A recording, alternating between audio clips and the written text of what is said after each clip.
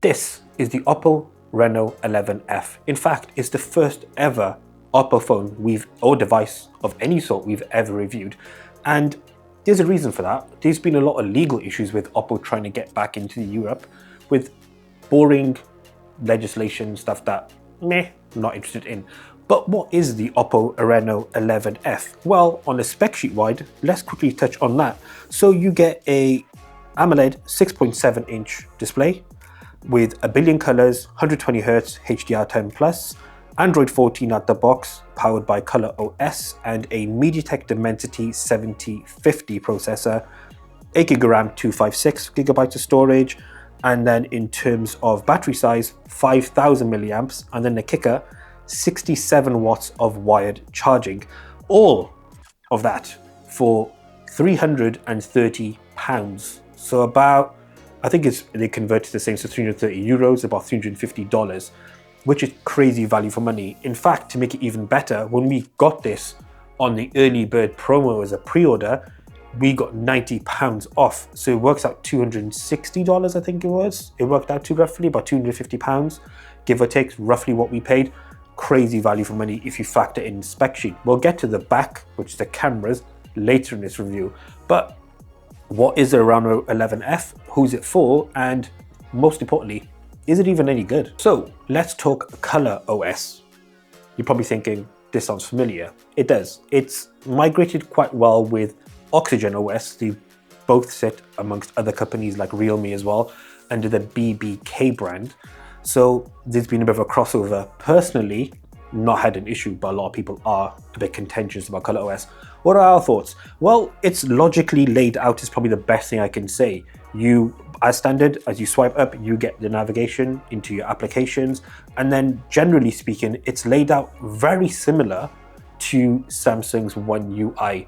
A few things here and there that we'd probably change. Mainly, I would say bloatware is insane. There's pre-installed, at last count, 6 games and about 6 or 7 other applications. Good news is though, you can pretty much get rid of all of them.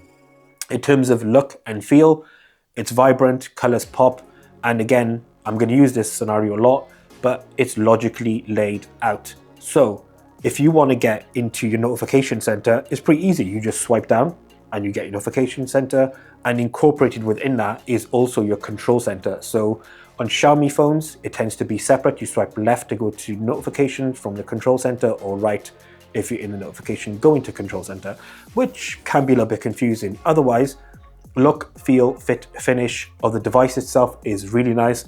And then the 120Hz on that 6.7-inch AMOLED display is again seamless, very, very smooth. Some small, very, very minute slowdowns every now and then, but I think when you get into it, it's not been bad at all. So Color OS on the Oppo Reno11 F has generally been super positive. The 120Hz works really well when it comes to browsing content, scrolling through articles, etc. All that stuff is as you'd expect. It kind of has become sort of the norm now to have a 120Hz display. But let's now talk about those cameras on the back of the Oppo Reno11 F. Cameras on the Oppo Reno11 F, first of all, the style of them, actually quite like. Bit odd looking, I guess, but generally, the back of the phone looks pretty good. And then the cameras, let's talk about those. So you get a 64 megapixel wide, 8 megapixel ultra wide, 2 megapixel macro, and then a 32 megapixel wide on the front. Now, with both those wide lenses, the 64 megapixel on the front, 64 megapixel on the rear, 32 on the front, both can record 4K 30 FPS. Fist power pump, Tiger Woods style, sick, love it. Because we've seen recently quite a few phones which have been powered by really large megapixel cameras like 64, and they only put a 1080p. But then what are those lenses and all those megapixels without an output? And essentially, what you're getting with the Oppo Reno11 F is, as you'd expect, fine. It's fine. It's not going to blow you away. It's not going to make you think incredible. For example, your standard photos, click and shoot, look good enough. They do add a bit of vibrancy. All of this is taken with the vibrant color profile, no filters on, so you can do beauty modes, front facing, all that's off. But generally the photos are very usable. They're not incredible, they're not amazing, they're usable. If you go to ultra wide, again, you do get a bit of warping on the sides. as you'd expect, this isn't a photography focused phone. And then I think the highlights of the phone personally would be in night mode. These are all taken within our front room in the home. Pretty good, to be fair. They add quite realistic bit of color here and there. The last two shots, they're a bit brightened because it went to ultra dark mode, I think it was called, which is fine again. And then video on the phone, 4K 30, looks really, really good. Super usable, an excellent addition to a phone that costs quite little when it's compared to its rivals. So the cameras on the Oppo Reno11 F are really up to par. But let's now talk about performance of that Dimensity processor, and let's see how it holds up in more intensive tasks. So performance of the Dimensity 7050 processor, 6 nanometers, coupled with the 8 gigabytes of RAM and the 256 gigabytes of storage, is essentially what is the main grunt behind the Oppo Reno11 F. Now we're gonna throw up some gaming, which is Modern Combat, which is a different game you've ever played, on this phone, and it runs pretty well. Weird game, actually, but it runs pretty well. No real issues with in terms of slowdown, graphic fidelity, etc. What I would say though, overall, is any intense level of gaming or any intense level of use, it does get a little warm on the phone. So factor that in when you buy in the phone. If you want something that's gonna have a lot of horsepower behind it, maybe this isn't the right phone for you. Maybe push up to something like a Poco X6 Pro, which is sort of the middle 350-ish, and that's a really good processor and a really good phone. Probably the best mid-range phone we've used.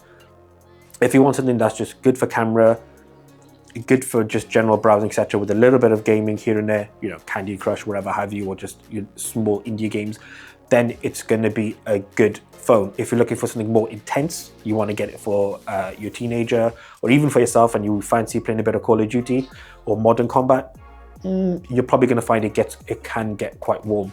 Otherwise, generally, the performance beyond some small downs has been pretty good. So the final thoughts on the Oppo Reno11 F, our first ever Oppo device we've ever reviewed, which we said earlier in this review. No idea why I'm saying it again, but there you go. Generally, I would say for factoring in the money and performance and everything you get, it's a great phone. It's a really, really good phone. It's a conscious buy. Obviously, you're going to be seeking out a phone in this category. There are probably some which are, I'm going to say, are a little bit better, like the Xiaomi Redmi Note 13 Pro would sit around £300-ish, give or take. I think it is roughly around that number. That's probably going to be a better overall phone than this in terms of camera. Processor is the main thing, and then the grunt behind performance, things like gaming, etc., where you can push it to the next level.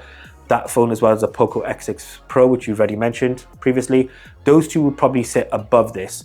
But one thing I would say, if you're able to capitalize on a sub £300 phone, the Oppo Reno11 F would be a really, really good buy. The only downsides we would say is performance in terms of camera isn't great, it's good enough. And then the performance of the processor, you can get some slowdowns. But if you're in the market for a very good, well-built, fun-looking phone, which looks incredible in this green, emerald green I think they call it, then the Oppo Reno11 F may be for you. Thank you so much for watching. Until the next one, as always, we out.